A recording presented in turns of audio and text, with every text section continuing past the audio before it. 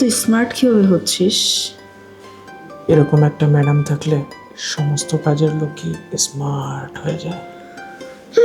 বেশ ভালো, চল নিচে।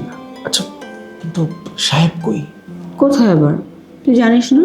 যাস না বলে গেল তোর সাহেব অফিসের কাজে ঢাকার বাইরে গিয়েছে। হাই হাই, তাইলে তো ময়দান একদম ফাঁকা। কিন্তু বেডরুমে যাওয়ার আগে আমি একটা মিষ্টি খেতে চাই। তুমি খেতে চেয়েছো আর আমি বারণ করব? বাট তোকে কষ্ট করতে হবে না, আমি সব কিছু দিচ্ছি। ইভা, তুমি রান্নাঘরে কি করছো? আসলে আমি দেখতে আসছিলাম যে জারি কি কাজ করতেছে, ওর কাজটা একটু হেল্প করতে আসছি। কি বলো, তুমি রান্নাঘরে কাজ করছো? তুমি তো কখনো এক কাপ চা পর্যন্ত বানাতে পারো না, তাহলে রান্নাঘরে? না সাহেব, আসলে ঘটনা হয়েছে কি, গতকালকে ওই রান্না করতে গিয়ে হাতে একটু ছ্যাঁকা লাগছে, বুঝছেন?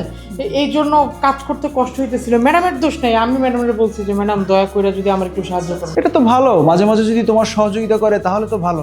আচ্ছা ঠিক আছে, শোনো, ড্রয়িং রুমে আসো দুজনেই, তোমাদের জন্য একটা সারপ্রাইজ আছে। সারপ্রাইজ? কি সারপ্রাইজ? সাহেব আমিও আমো? হা, বললাম তো একটা সারপ্রাইজ আছে, আসো। ঠিক আছে, আমি যাচ্ছি, তোমরা আসো। ভাগ্যিস তোর সাহেব দেখেনি, দেখলো তো একদম তুল কালাম হয়ে যেত। চল। আচ্ছা, কিন্তু আজকে তো আসার কথা ছিল না, আর কিসের সারপ্রাইজ? হয়তো কিছু একটা ভুলে রেখে গিয়েছে, আমাদের জন্য কিছু নিয়ে আসছে। আচ্ছা চলো চল।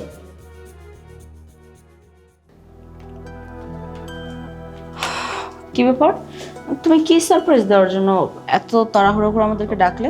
হ্যাঁ সাহেব, তাড়াতাড়ি কোন, আমার তো আবার হাতের কাজ আছে। হ্যাঁ, এত তারা কেন? অবশ্যই তোমাদের ডেকেছি, একটা ভালো সারপ্রাইজ দিব। ঠিক আছে, তাহলে সারপ্রাইজটা দিয়ে ফেলি। জি দিব? দাও। আচ্ছা আচ্ছা আচ্ছা, বল। এই টিভির দিকে তাকাও।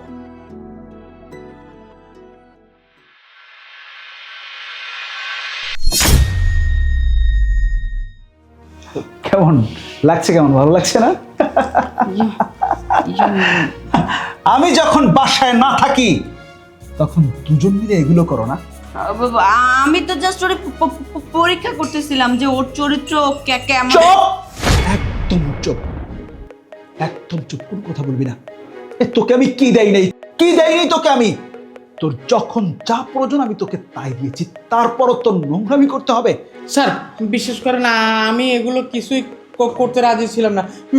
ম্যাডাম আমার এই দিনের পর দিন বলতেছে যে আমার তো বেতন কম, ওই বেতনের বাইরে যদি উপরে ইনকাম করতে চাই, এর জন্য আমার জোর করে।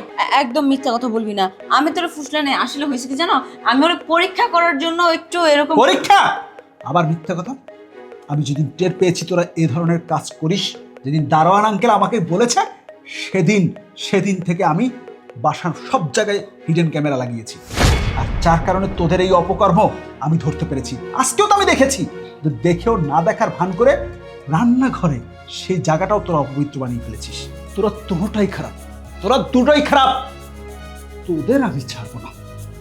এখন যদি এই ভিডিও তোর বাপ ভাইয়ের কাছে পৌঁছে দিই তখন কি হবে? এই কি হবে? আসলে না, আমি বুঝি নাই, ভুল হয়ে গেছে। তুমি এই ভিডিওগুলো প্লিজ আমার বাপ ভাইয়ের কাছে পাঠাও না। সাহেব আর এগুলো ছড়াই দেন না, যদি ছড়াই দেন তাহলে এলাকার মধ্যে মুখ দেখাইতে পারবো না। আমার বাপ ভাইয়ের একটা সম্মান আছে, আমি চাই না যে আমার জন্য এই ভিডিও দেখে ওদের মান সম্মানগুলো সব ধুলোর সাথে মিশে যাক। প্লিজ তুমি এই ভিডিওগুলো পাঠাও না, কাউকে দেখাও না প্লিজ। তোদের দুটার একটারও কোনো মাপ নাই, তোদের একটা মাত্র শাস্তি হচ্ছে তোরা এই মুহূর্তে আমার বাসা থেকে বের হয়ে যাবি।